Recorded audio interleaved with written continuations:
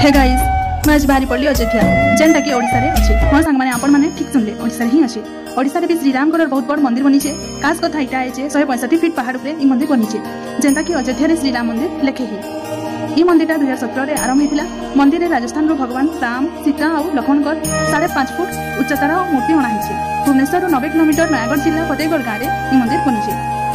रघुनंदन रघुनंदन रघुवर seven Raghupati छायन शतयोजन शतशतयोजन शरधि नियोजन sir परिलंघन हरिभाजन हरिभाजन हरिमद भाजन दशमुख कंपन जे मंदिर आगु भागवत टुंगी थिला। फतेहगढ़ गाँव चक्रधर प्रधान को स्वप्न आसला कि पहाड़ पर श्रीराम मंदिर निर्माण लगी। से गाँव लोक को ई कथा शेयर करिना तांकर परामर्श रे मंदिर हेतिला। 22 जनवरी 2024 रे अयोध्या रे श्री राम जी प्रतिष्ठा दिन ही ई मंदिर प्रतिष्ठा हेतिला। सेति लगी ताके सेकेंड अयोध्या मध्ये कहसन। आ मुई तो ई हिस्टोरिकल प्लेस के विजिट करसन। आपण माने केबे करछन?